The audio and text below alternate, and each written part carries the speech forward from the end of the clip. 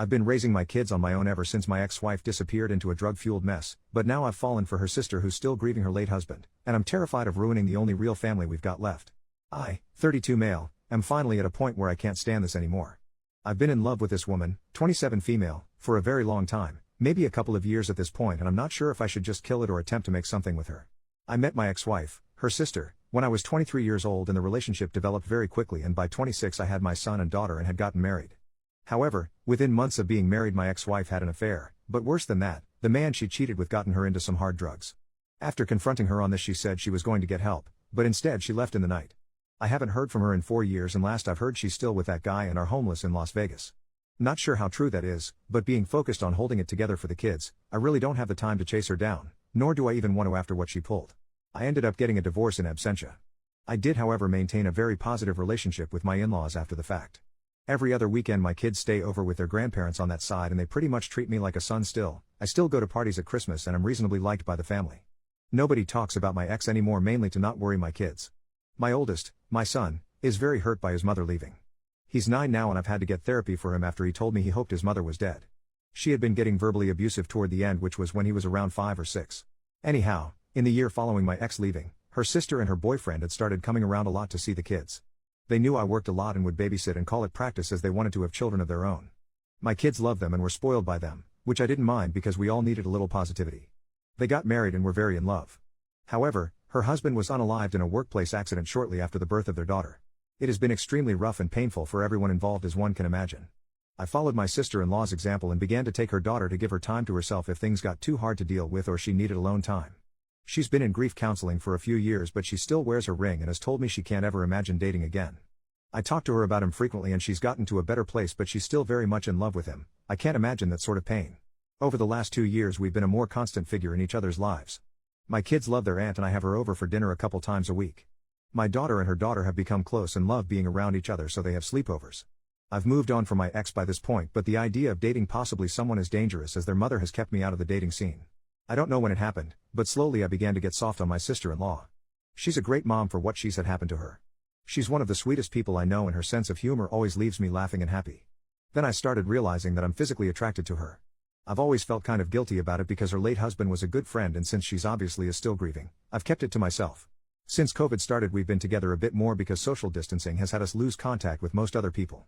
Nothing romantic has ever been discussed and I try not to flirt, but last week it was very late and after the kids went to bed I made us a few drinks, not enough to get drunk, but she decided she'd rather spend the night, so I took my couch. I woke up to breakfast this morning and the 4 of us felt like the sort of family I've always wanted. She even kissed my forehead, which is not something she normally does. I still didn't say anything, but after she left I found my son quietly playing with his toys in his room. He looked upset, so I asked him if he was alright. He tells me point blank in the way only a kid can that he wishes sister-in-law was his mother. I sat down with him and asked him why he thought that way, and he gave a whole bunch of reasons, like her being nice to him, and she never yells about anything. He likes seeing her at his grandparents and she draws pictures with him, which I didn't know they did. By the end of it my heart that is already melting for this woman even more wound up. When visiting, dropping them off with their grandparents, I tried to breach the subject with her folks to kind of feel around how people would see.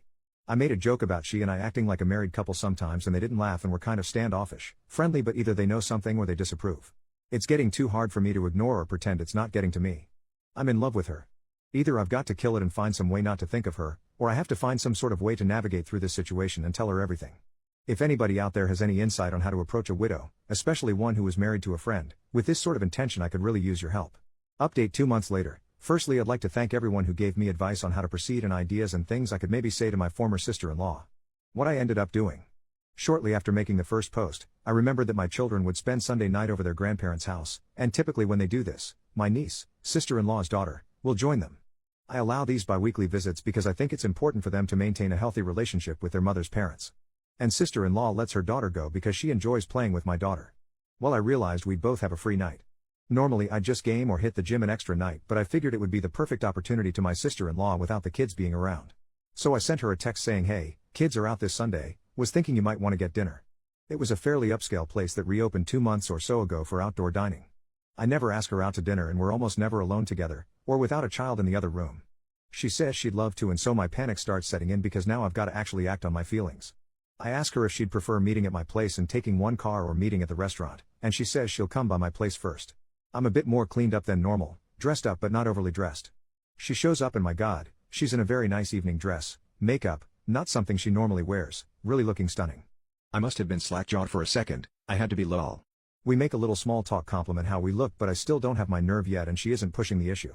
Dinner is really wonderful, they had a live jazz type group playing. Definitely coming back to this place. She tells me this is the first time she's really had an adult social outing that didn't involve her daughter in a few years, and I mention that it's about as long for me. We're laughing, joking, talking, a little casual touching here and there. I can't seem to find my nerve though, I'm afraid of ruining this moment, so I just submit to having fun. But as we're leaving my mind snaps and I'm just like screw it. And when we stand to go back to the car, I give her my arm and we walk back to the car arm in arm, no awkwardness, nobody mentioning that it's happening. I open her door for her and I plan on driving her back to her car. As I open the door she stops me. Looking sort of nervous, she just outright tells me to stop and that she wants to kiss me. There was no alcohol at dinner, so this is all her. So I pull her in and we kiss. I can barely describe how wonderful it felt to finally touch her. Well, the kissing goes on outside this restaurant with her leaned against my car for at least a half an hour. When we finally break, we share a few more dreamy looks before we get in the car and drive back to my place. She's holding my hand as I'm driving. I don't think I've ever been happier. I seriously felt that teenage first love feeling again. I confessed to her that I've started having feelings for her a long time ago, but with the terrible things we went through I didn't want to scare her away. She tells me that she's carried a torch for about 6 months herself. At that time I had gone on a couple Tinder dates, and since we were just friends I described what a mess of a time those dates were. She tells me she began feeling intensely jealous and angry that I was seeing these girls, and it was about that time it clicked in her mind that she had somehow developed feelings for me. As it turns out, I didn't approach her because of her late husband, and she wasn't approaching me because she was afraid I'd see too much of her sister, my ex-wife, in her and start to resent her for it. I invited her in after we got back home and we decided to try and fight off the desire to jump straight into bed, and just sat on the couch snuggling and talking about what we would need to do to make this a working relationship. There were some really teary moments there. We of course talked about her late husband a little and where she feels in the grief process, saying I don't want to rush her and that I'm not going anywhere if she needs time, I'll wait as long as she needs me to. She says that she feels like she's in a place where she could love again, that she's long past feeling guilty for having feelings for me. It was something she struggled with. She then brought up her sister, and the obvious questions a few people asked in the comments. What would we do if my ex ever decided to show her face around here again or try to get back into my kid's life? What if she comes back reformed and apologetic, would I take her back? I told sister-in-law that's a hard no, that I've forgiven her for cheating on me, but I will never forgive her for what she did to my son. He was quite a sunshiny and happy boy before his mother started cheating, using, and lashing out at him. He's doing better now, but for a long while his behavior and negativity for somebody so young troubled me. My sister-in-law was concerned how he might react to her, as unlike our respective daughters he is old enough to understand everything. I told her not to tell him as it might embarrass him, but not too long ago he told me he wished his aunt was his mom instead. We said we were going to take it slow and not go too fast with things, but the kissing started again, and since we were in private this time, we gave up the fight to stay out of the bedroom. I have had fantasies throughout the duration of my feelings for her, and getting to pet her face in the morning was one I finally got to live out. Moving forward, we are going to establish date nights and work on building on our already strong foundation. When we inevitably tell our folks we're a couple, we're going to do it together. But that's where I'm at. That's it, that's my update. Maybe I'll do another to say how the parents, in-laws, and kids take the news. 2 years of wishing she was mine and now she is. Better not screw this up. Second update 1 week later, I am referring to my ex-wife as Jessica and my sister-in-law, who I had been calling sister-in-law, to Sylvia because funny. Well, we've told everyone, and for the most part it's gone over fairly well. When our respective kids were with my in-laws, Sylvia and I went to go see my parents. They've met her a handful of times, but they don't really know her too well, as my in-laws and my family rarely attended mutual functions. They at least recognized who she was. My dad isn't a particularly sentimental person, so I have no idea what he thinks about it, but my mother is on board. She did ask, does Jess know? And we told her that I haven't even spoken with her in 4 years and Sylvia hasn't heard from her in 2, that we'd cross that bridge when we got to it. Other than that, my folks just seemed happy for me. Yesterday we attended a small family gathering for Labor Day at my in-laws. We knew the reception here would be a little more chilly as they're all also related to my ex-wife. My parents did us the favor of taking the kids to the zoo for the afternoon and ice cream too. We arrived at the party together and of course everybody is wondering where the kids are. Felt like a million things were telling me not to do this, but I took her by the hand and we both explained the kids were not here because we intended on telling everyone that we are now a couple. This wasn't a huge crowd, maybe like 8 people, but it really felt like I announced it to a stadium. I don't know how we expected it to go, but several of her aunts were very pleased with this. We got some hugs. At first nobody even mentioned my ex-wife. They were just happy because they had all settled on Sylvia just never dating again. It was only mother-in-law that caused any issues.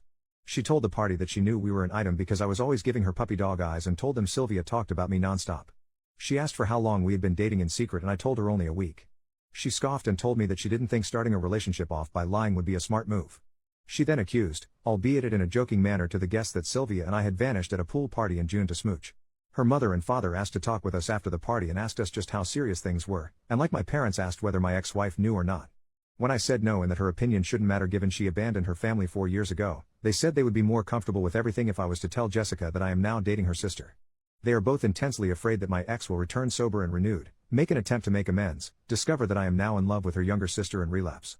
It sounded to me as if they knew something I didn't, and as it turns out Jess has been calling and talking to them for a year now and they just haven't told me. I was upset they kept this from me. Sylvia was very upset too, because not once after her husband's death has Jess ever tried to call her. They show me her Facebook profile, the one she blocked me from, and there she is looking pretty normal, not like a burned out husk. I have to admit that seeing her not looking like the junkie she became when she left made me feel a little better, and Sylvia too.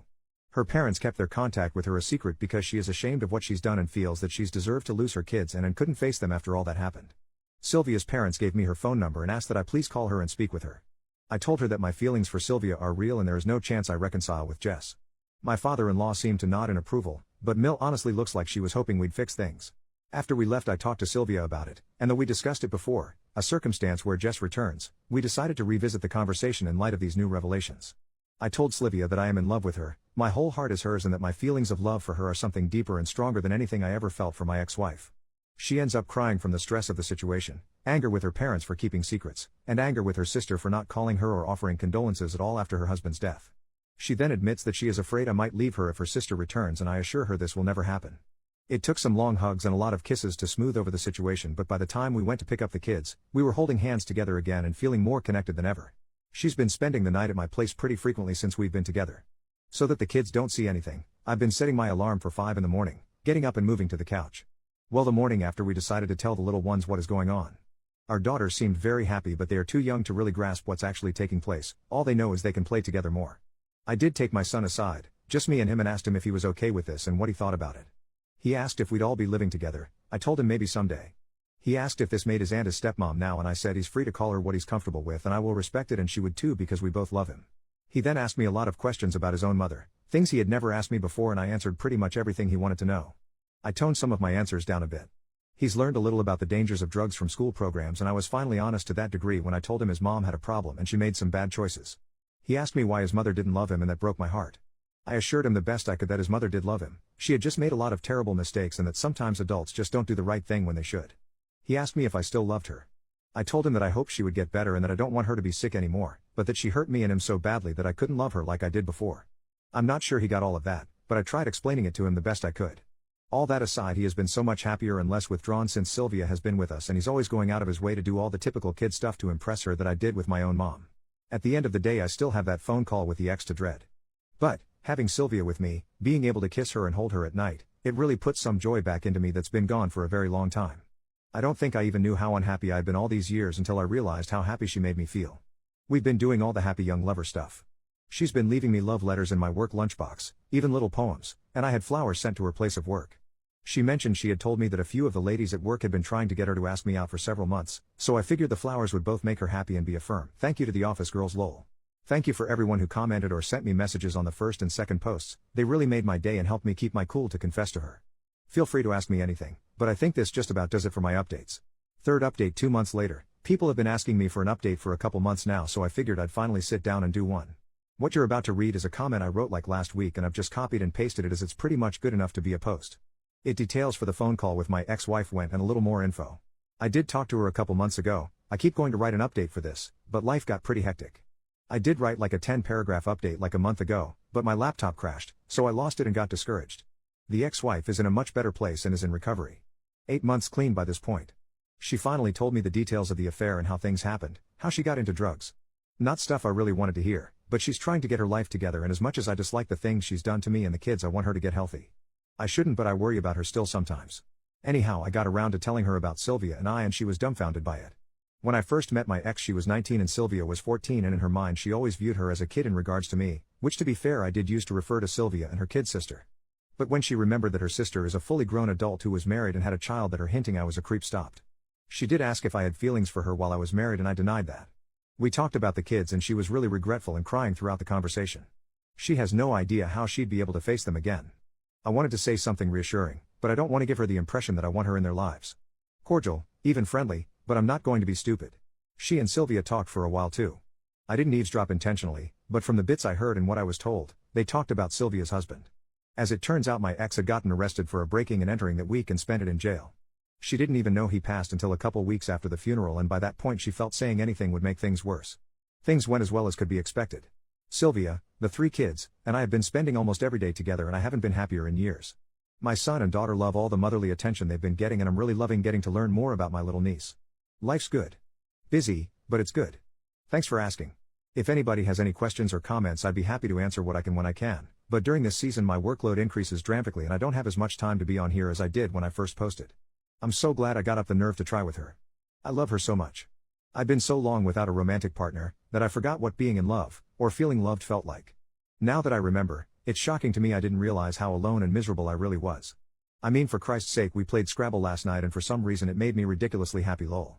Fourth update: 1 year later, it has nearly been a year since my former sister-in-law, Sylvia, and I decided to begin dating. A year later and we are living together and I couldn't be happier. We're currently living together and are in the market for a new home. Our children are really benefiting from having 2 parents around to care for them. Our daughters have begun to call each other sisters and my son is accepted in the same way. They're basically just normal siblings. It is interesting with my son. When he is talking to his friends or teacher he refers to Sylvia as his mom, but when calling her or talking to her he still calls her auntie, and our daughters are the same as I am uncle. It confuses some people we meet, but it's always an interesting story to tell. We haven't had much contact with my ex-wife since my last post, though from what we hear she's doing much better. Has a halfway decent job, a boyfriend, and is keeping clean.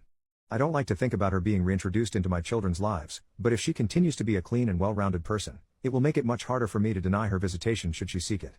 Not just from a legal standpoint, but from a moral one as well. Neither Sylvia and I look forward to that day, but the worries seem way off. Her parents have stopped their prodding into our business and haven't tried to force the ex back into our lives as we feared. Our kids spend the weekend with them now, as my 2 are already doing that beforehand. So Sylvia and I get to spend Friday night and most of Saturday to go on dates and have some alone time. Our mutual friends were all pretty surprised by this and have been very supportive as well. They try to be polite and not mention my ex-wife, but every so often it does come up.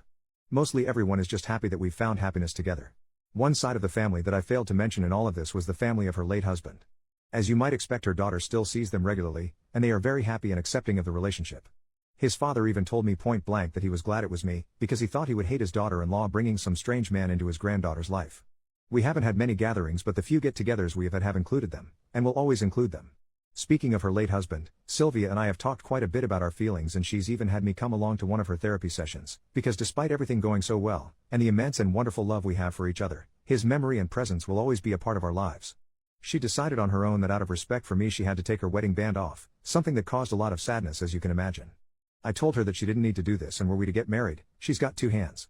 After I said this, she began to wear it on a necklace instead. She wears an engagement ring now. I don't have any crazy story on how the engagement went down. I didn't spring it on her in some crazy public spectacle, but there were tears and hugs and kisses. Thank everyone so much for all the positive words of encouragement.